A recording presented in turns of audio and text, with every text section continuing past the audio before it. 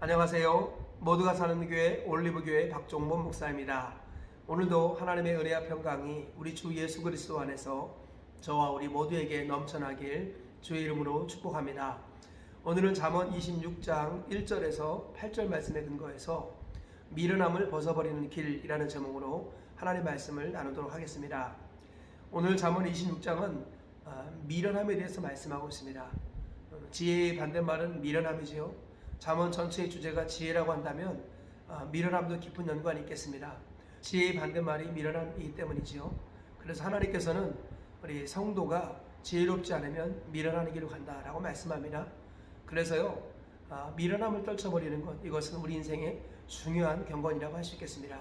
오늘 말씀을 통해서 미련함을 떨쳐버리시는 저와 우리 모두가 되시기를 주의 이름으로 축복합니다. 오늘 본문 말씀을 먼저 3가지 정도로 정리해 보도록 하겠습니다. 첫째로, 미련한 자에게는 여름에 눈 오는 것과 추수 때 비 오는 것과 같이 영예가 적당하지 않다라고 솔로몬이 말씀하고 있습니다. 오늘 본문 1절에 이렇게 말씀합니다. 미련한 자에게는 영예가 적당하지 아니하니 마치 여름에 눈 오는 것과 추수 때 비 오는 것 같으니라. 여름과 눈은 서로 어울리지 않고 추수 때와 비는 서로 어울리지 않듯이 미련한 자에게는 영광과 영예가 적당하지 않다라고 말씀하고 있습니다. 둘째로, 말에게는 채찍, 나귀에게는 재갈, 그리고 미련한 자에게는 막대기가 필요하다라고 솔로몬이 말씀하고 있습니다. 오늘 보면 3절에 이렇게 말씀합니다. 말에게는 채찍이요, 나귀에게는 재갈이요, 미련한 자의 등에는 막대기니라. 말을 제대로 움직이기 위해서는 우리 채찍이 필요하죠. 또 나귀를 다루기 위해서는 재갈을 물려야 합니다. 그런데 미련한 사람을 대하려면 막대기가 필요하다, 매로 다스려야 한다라고 말씀하고 있는 것입니다. 셋째로, 미련한 자는 어리석음으로 그를 닮지도 말아야겠고 또 반드시 책망도 해야 된다라고 말씀합니다. 오늘 본문 4절과 5절에 이렇게 말씀하지요. 미련한 자의 어리석은 것을 따라 대답하지 말라. 두렵건대 너도 그와 같을까 하노라. 미련한 자에게는 그의 어리석음을 따라 대답하라. 두렵건대 그가 스스로 지혜롭게 여길까 하노라. 네, 지금 똑같은 상황에 대해서 서로 상반된 개념처럼 보이는 이야기를 솔로몬이 말씀하고 있습니다. 먼저는 미련한 자의 어리석은 것을 따라 대답하지 말아라. 네가 그를 닮을까 두렵다라고 말합니다. 또한 다른 한편으로는 미련한 자의 어리석은 것을 따라 대답해라. 왜냐하면 그가 스스로 지혜로울지 할까 두렵다, 이렇게 말씀합니다. 그러니까 미련한 자의 어리석음에 초점을 맞추고 그 미련한 자의 어리석음을 염두에 두고 그를 대하라는 거죠. 그래서 그를 닮지도 않도록 해야 하고, 또한 그가 스스로 잘난 체 하지 못하도록, 스스로 지혜로운 채 여기지 못하도록 책망하고 꾸짖어야 한다는 것입니다.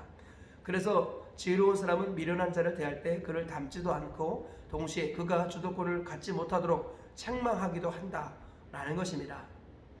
오늘 이 3가지 말씀에 근거해서 미련함을 벗어버리는 길이라는 관점으로 교훈을 살펴보도록 하겠습니다. 첫째로, 말씀을 경청함으로 미련함을 벗어버려야 한다라는 것입니다. 일반적으로 많은 사람들이 자기는 어리석은 사람은 아니지 않을까라고 생각을 합니다. 또 믿는 사람들은 불신자들이 어리석은 사람은 아닐까 이렇게 생각합니다. 그러나 오해입니다. 성경은요, 누구나 다 어리석은 사람이 될 수 있다고 말씀합니다. 왜 어리석은 사람이 될 수 있을까요? 하나님을 경외하는 것이 지혜의 근본이고 하나님을 경외하지 않는 것이 어리석음의 근본이기 때문입니다. 즉, 하나님을 따라 살지 않고 하나님을 의지하지 않는 모든 것들은 어리석음이고 미련한 것입니다. 그러므로 우리가 아무리 똑똑하다 할지라도, 아무리 학식이 뛰어나다 할지라도, 아무리 연령이 높다 할지라도, 아무리 경험이 많다 할지라도 하나님을 의지하지 않으면 미련하는 것입니다. 그러므로 오늘 본문 말씀은 우리 모두에게 적용되는 말씀일 수 있습니다. 특별히 우리 주님께서는 성경 전반적으로 볼 때 말씀을 가까이 하는 것이 지혜의 시작이라고 말씀합니다. 복 있는 사람은 악인들의 길을 따르지 아니하고 죄인들의 길에 서지 아니하고 오만한 자들의 자리에 앉지 아니하며 여호와의 율법을 즐거워하여 그 율법을 주야로 묵상한다고 그랬습니다. 정말 지혜로운 사람은 하나님의 말씀을 즐거워하여 그 말씀을 묵상하고 그 말씀을 경청하는 사람입니다. 말씀을 경청하는 것, 이것이 어리석음을 벗어버리는 첫 번째 길이다라는 것입니다. 그리하여서 시편 19편 7절 말씀 같은 경우는 우둔한 자를 지혜롭게 하는 것이 하나님의 말씀이라고 말합니다.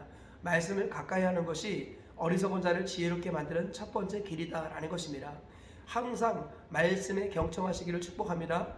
내 기준이 아니라 내 생각이 아니라 내 경험이 아니라 말씀의 근거에서 판단하고 생각하고 말할 때 그때 바로 지혜로운 사람이라 일컬음을 받게 되는 것입니다.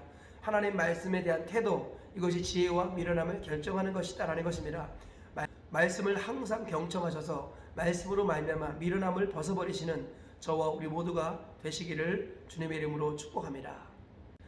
둘째로 책망을 기뻐함으로 미련함을 벗어버려야 한다는 것입니다.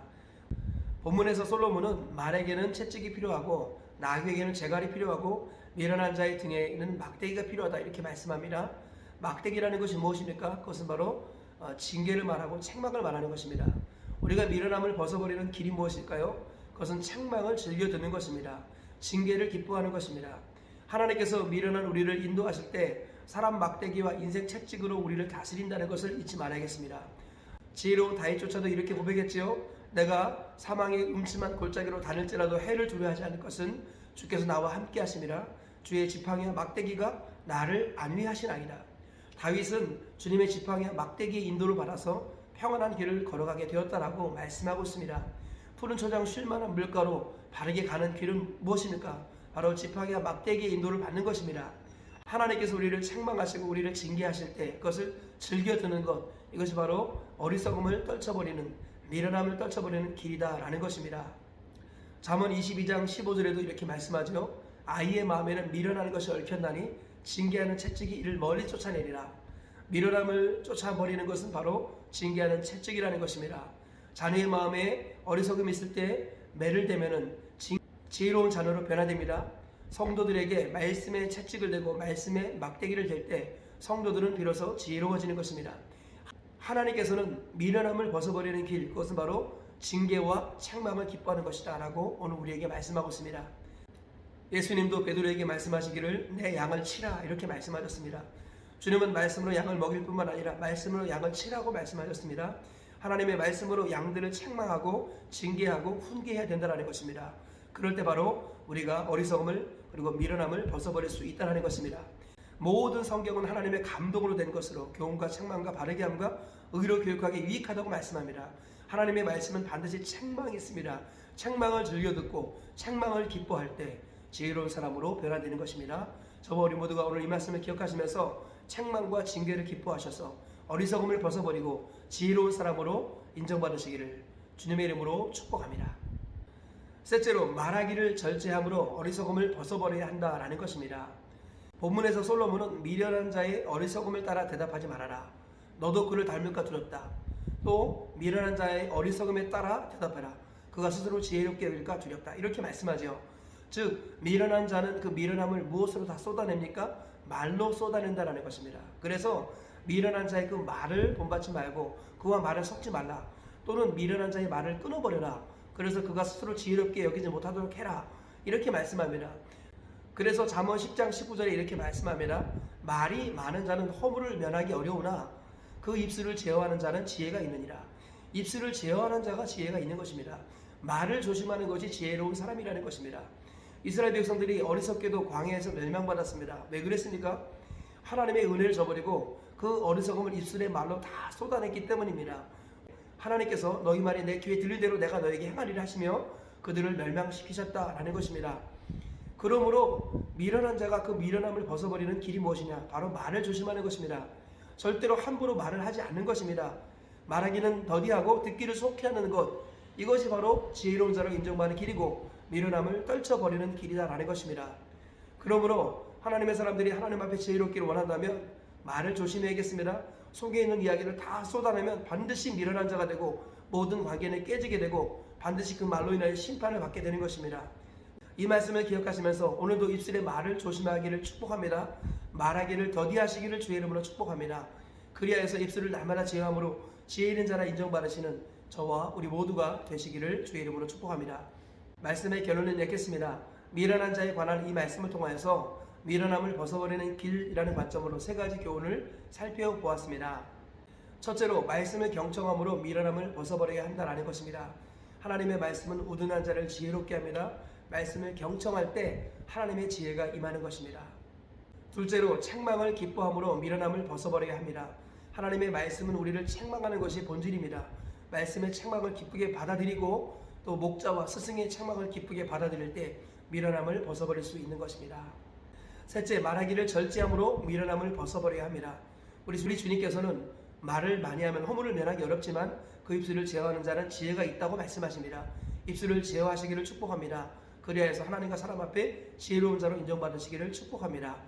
오늘 이 세 가지 말씀을 기억하시면서 믿음으로 이 말씀에 순종하셔서 하나님과 사람 앞에 지혜로운 자로 인정받으시다가 하나님 나라 들어가시는 저와 우리 모두가 되시길 주의 이름으로 축복합니다.